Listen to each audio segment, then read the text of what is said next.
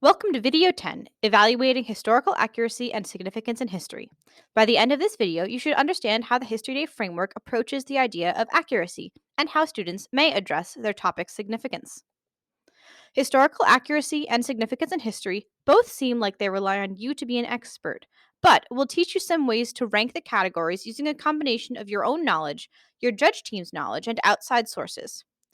For both these categories, remember to assume positive intent from History Day students.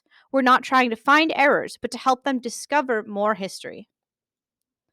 Here, you see what the National History Day rulebook says about historical accuracy and historical significance. The section on historical accuracy reminds students that facts are the basis of a good historical argument and interpretation, and it encourages students to dig deeper. The section on significance defines it as the impact or consequences of the topic. This asks students to analyze short and long term impacts on society or in smaller areas, and to answer the question, why does this matter? The rubric selection for historical accuracy asks you to judge the extent to which historical information in the project is accurate, credible, and without critical omissions. Start by asking whether the student has used credible and likely sources. Just like a historian, students should use their bibliography to prove to you that they have consulted good sources. Next, ask whether students have confirmed the facts in multiple places.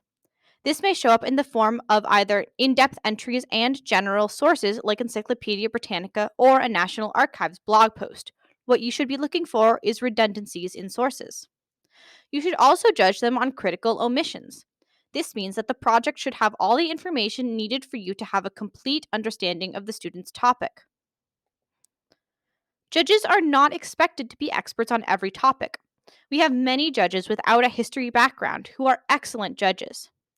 Remember, your first job is not to find errors in the project. Start by checking the student's citations and sources used. Trusted sources like the National Archives or basic factual sources like History.com will show you that the student checked their facts. Just like reading an article online, the sources will show you where the students got their information. We also recommend checking for exaggerations or confused statements. Some students like to stretch the truth, such as, "This was the most important battle of World War II." While a student could make that their historical argument, it should not be presented as an uncited fact. And finally, you can use your judge teammates as resources. Some members of the team might have more knowledge of the topics than you. While not required, many judges like to find basic background information on topics to fact check. Wikipedia and Encyclopedia Britannica do offer factual representation of events. Though they are not recommended for students to always cite, they can be a good source for basic information. We also like Crash Course YouTube videos, which cover a wide range of topics in history. The videos may offer more perspective and context than the encyclopedic sources. While many of our judges have background in history, this can make it difficult to judge historical accuracy. When we get excited about a topic, it's easy to focus on omissions or small errors and to forget that the student has far less background knowledge of history than we do. We might end up focusing on omissions that we think the students should have included, or giving the student lots of suggestions for different sources to check. Remember to consider the scope of the project and to ask yourself whether an omission is truly critical. Could this project be understood without it?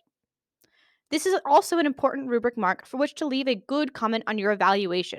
Because there are many ways a student can miss the mark or excel on historical accuracy, it's especially beneficial for them to see a description of what they did well on or what they missed.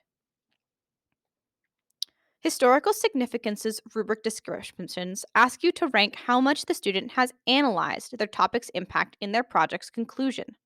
To rank this area, go through these steps.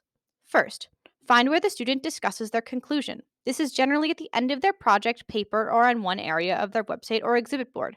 However, it may be in a subheading of a website or in an unexpected area of their board. Once you've found their conclusion section, determine the extent to which they analyze their topic's impact. When we ask students to analyze significance, we are asking them to tell us why their project matters to history and how their topic changed history. Students who have a higher ranking will have more nuance to their analysis. Students' analysis may be global or local. The success of the project does not depend on the scale of their impact. A student can succeed both with a project about World War II and with a project about Barbie dolls. Both of these have wide impacts. Here are some examples. The novice level project is the smallest part of the pie. This means that the student has given us just a mention of the impact and no analysis. In this example, the student has a very vague sense of impact in the short and long term.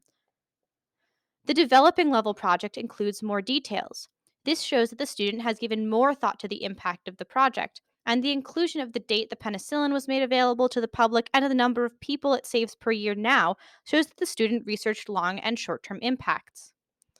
The proficient level statement takes on a new level of nuance and long term impact by addressing antibiotic resistant bacteria, which is a more modern day topic. And finally, the exemplary statement goes even further. The word however plays an important role here because it shows us the student has acknowledged that penicillin, in a slight way, has had a negative long term impact. This is a more nuanced view of history that we want students to strive for. Thank you for joining Maryland History Day. Next up is video 11, Leaving Meaningful Comments.